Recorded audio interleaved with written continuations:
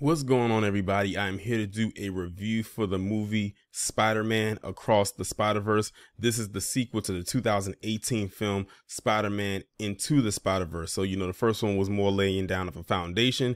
I actually did a review for that on this channel. If you go back and look through the archives, you might be able to find it. And I just genuinely loved that movie. The animation was unlike anything I had ever seen. And when I knew they was coming out with another one, I said, I'm locked in already for this one. Let me tell you something right now before I actually get into it.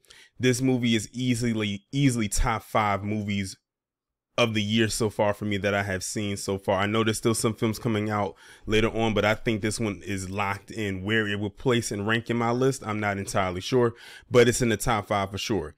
This movie was absolutely phenomenal, and I would arguably say better than the first one. And that's no slight to the first one, because the first one was already phenomenal as it was. This one upped the ante like times 10 for me, and I think for a lot of other people who've seen it. So basically, this, like I said, this is the sequel to the first one.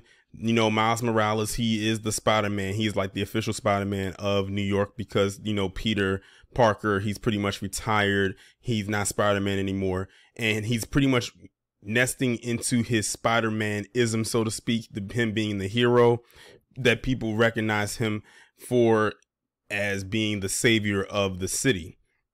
And in this one, they start to dive in a little bit more into a multiverse type of thing, because everyone's doing a timeline thing now. The MCU got theirs. I think DC's doing something with theirs via the Flash, and now they have this one where there's this Spider-Verse, hence the name, going on. And let me tell you something right now, this movie, the storyline for this movie was absolutely superb.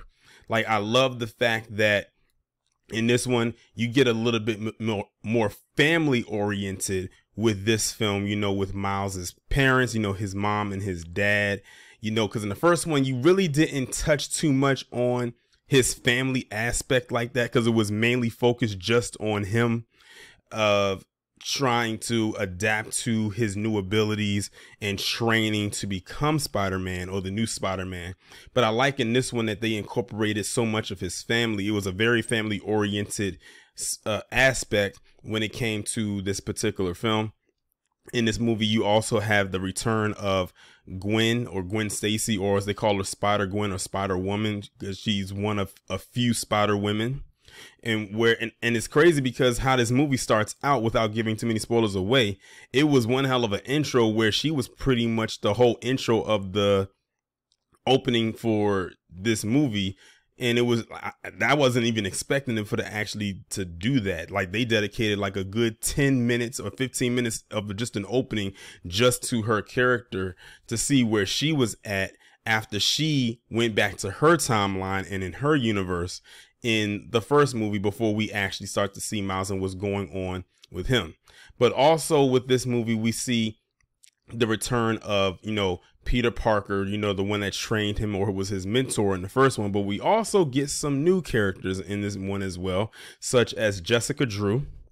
It was some controversy behind that one because a lot of, people was upset because Jessica Drew is black in this one. She's actually voiced by Issa Rae, and they was kind of upset because of that, but it is what it is, whatever.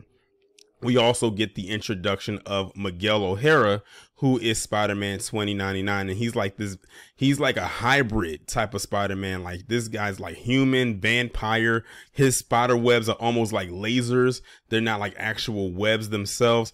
And basically, there's this haven of a bunch of Spider-Men, or Spider people, I should say, where they go to, and they're just like all there in this one big hub. And there's so many of them. There's so many variations of Spider-Man that you never thought you would ever actually see before. They even threw some cameos in there. I'm not going to say which cameos they threw in there, but they were all surprise cameos, to the point where the audience I was watching this movie with were genuinely surprised to see what, was going on with these cameos and where they came from. If you followed the movies, you would have known exactly who these characters are, because you have seen them once or maybe a couple of times. And one thing that I liked about this movie is that it had stakes. Like there was something there that was worth fighting for, that if the mission does not get complete, something is going to get altered. Even the villain that is being introduced in this movie, which is called Spot. There's a villain, the name of the villain of the movie is called the Spot. Now, if you looked at the trailer or any trailer for the movie, they show the Spot in there, but he comes off as kind of comedic. But when his character really starts to peel back and they really get and dive into his character, then you realize he's an actual threat, like something or an entity that needs to be dealt with as soon as possible, because if not, that's going to affect various universes in various timelines, and they have to make sure that they apprehend him at all costs.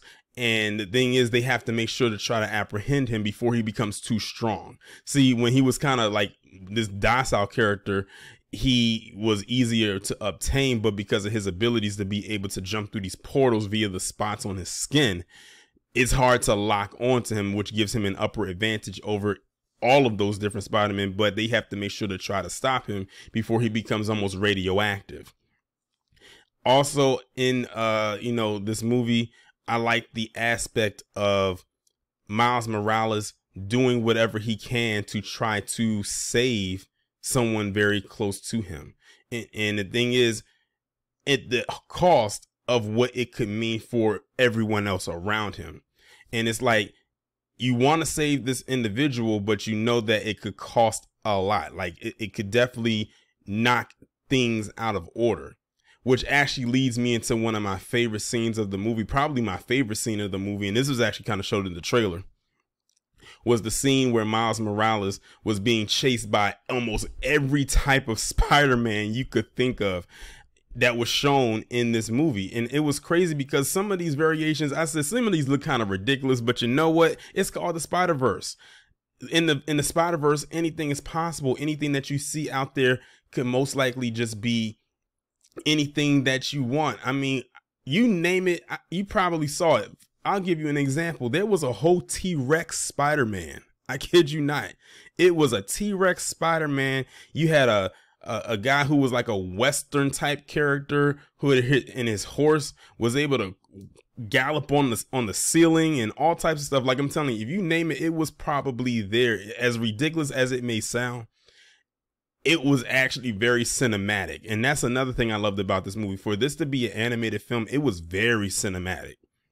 Like I said, the animation is always going to get like a perfect 10 for me, because this animation style is very unique. You know, we've seen all types of different animation styles over the years, but this one is very special. And I can tell that they have taken their time with this film in order to put out a good product. And I have a feeling that this movie could possibly make $1 billion. Like I actually have a strong feeling that this could be the second $1 billion film of the year, which ironically, the first $1 billion film was Super Mario Brothers, which was also an animated film. So that's very interesting to say the least. All in all, though, this movie was pretty much flawless to me. Like I really had no gripes or no issues with the movie. I would say one tiny con is that the movie does have some length to it for an animated film. I'm realizing a lot of these animated films are getting longer and longer these days, but this movie is a bit lengthy, and I think I understand why, because it is, while it's an animated film, it's also still a superhero comic book film at the same time. So there's a pro and there's a con. But like I said, if you're a person that can't do too many long like movies in one sitting, hey, just wait for it to come on to whatever streaming platform is available. That way you can control the amount of time that you watch the movie in maybe one or two settings. But also, to end off, this movie does end on a cliffhanger. I'm giving y'all that little heads up right now. And I knew it was going to end on a cliffhanger because this is part 1. So yes, Spider-Man Across the Spider-Verse is split into 2 parts. So this one's called Across the Spider-Verse. They don't have a title release for the second one, which I believe is coming out next year, which would make the most sense. But I said, if they was releasing us, since they're releasing a part 2, I personally would call it Spider-Man Beyond the Spider-Verse. That's just what I would call it. So if they actually say that as the title for the next one, just know you heard it here first. You know, give credit where credit is due. It's not going to mean much to anybody because, you know, Sony already had that probably locked and stuff, but you just never know. But yes, the movie does end on a cliffhanger. I really wish I could go into spoilers, but I know some people out there that really want to see this movie. But I'm telling you right now, this movie was one of the best films that I've seen so far this year. And I've seen quite a few movies this year, and I still have so many more that I will be seeing. Miles Morales is GOATED as Spider-Man. I don't care what anybody says, that is Spider-Man. There are plenty of Spider-Man out there, but Miles Morales, after seeing this movie, if you have any doubts in your mind that he's unworthy to be Spider-Man, you better think again. Just take those doubts out of your head. And I kind of like how they kind of threw that in there a little bit as a, like, not so much of a jab, but almost like a gotcha type of thing, where people keep trying to say that, oh, Miles Morales, he's not Spider-Man. The only one and true Spider-Man is Peter Parker, and things like that. They kind of do it in even the games.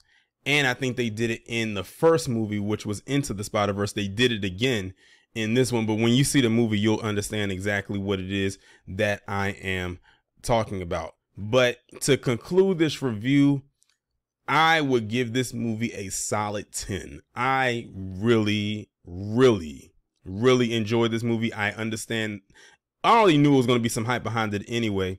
But now I'm even more excited to see how they're going to do part 2 of this movie, especially with how it ended. It ended on a kind of, even though it ended on a cliffhanger, it ended on kind of a hype note at the same time, to see exactly what's going to happen, picking up right where we leave off. But that's my review for Spider-Man Across the Spider-Verse. Y'all let me know what y'all think down in the comments, and I will talk to you all in the next one.